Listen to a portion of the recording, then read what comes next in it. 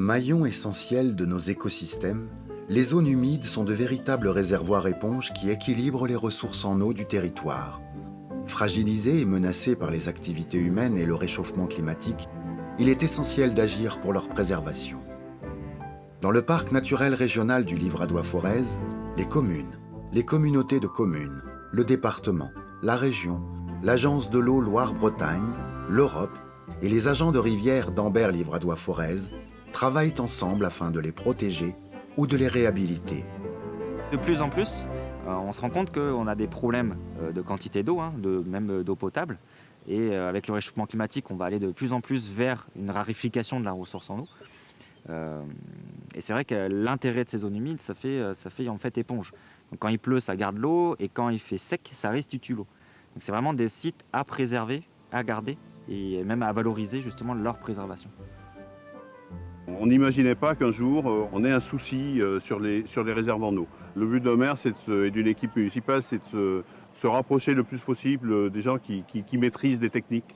Et on avait entendu parler du contrat territorial et on s'est rapproché du contrat territorial pour redonner une vie à cet endroit. Grâce au contrat territorial, les collectivités peuvent bénéficier d'aides financières et techniques nécessaires à la mise en place de projets d'envergure sur mesure. Le rôle des collectivités, c'est d'abord d'être en capacité de faire un vrai travail d'équipe. Et ce travail d'équipe, on a la chance sur notre territoire qu'il soit impulsé par un territoire labellisé qui est le parc naturel régional et qui permet d'expérimenter.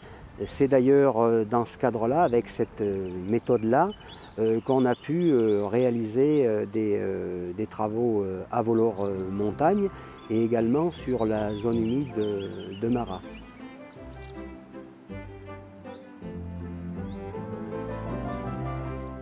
Marat se trouve entre Oliergues et Vertolaye. Donc c'est une petite commune de 840-850 habitants. Et donc là, c'est un terrain d'environ 2 hectares qui se situe en bas du bourg, au fond du bourg. On s'est dit, ce terrain de plus de 2 hectares, il faut le mettre en valeur. Comme on n'était vraiment pas que dans l'amélioration du milieu aquatique, on est vraiment à côté d'un centre-bourg, donc il y avait un objectif de valorisation beaucoup plus large.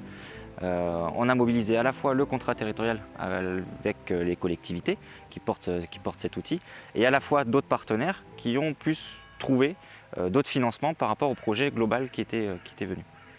Et donc du coup pour ça, on a mis le parc naturel régional dans la boucle, on a mis donc la commune avec différents élus, le contrat territorial, la communauté de communes, qui ont pu discuter autour de ce projet pour trouver le meilleur plan de financement et la meilleure façon de faire les choses.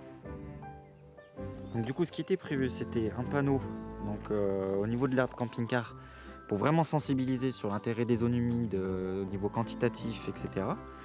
Leur diversité, la gestion et la présentation du projet de la commune, donc peut-être un plan global. Après, on ferait au moins un panneau, voire 2, on verra si on a besoin de 2, sur la faune-flore qu'on peut retrouver dans les différents parcs. Et comme il y a différents milieux, donc c'est intéressant d'en faire 2. La zone humide devait rester en zone humide. Donc à partir de là, je me suis dit qu'il faut rendre très attractive cette zone humide, en faire la valoriser pour que ce terrain ne soit pas à l'abandon et permette donc à la fois à l'école qui se trouve dans le bourg et aux enfants du bourg, et à la maison de la petite enfance qui était très proche, de les sensibiliser aux zones humides, à toute la nature qu'on peut trouver dans les zones humides.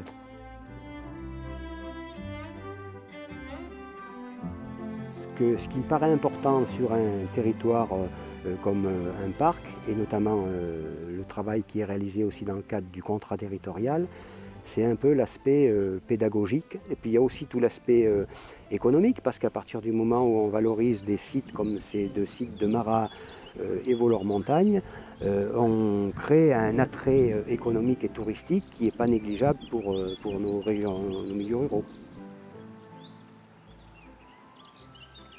Nous, on savait juste qu'il fallait faire évoluer les choses, qu'il fallait donner un nouveau souffle, une nouvelle vie à ce plan d'eau, mais on ne savait pas encore comment. L'équipe du contrat, de Marc Cladière, est venue nous faire des propositions. On a vu tout de suite que c'était ça qu'il nous fallait.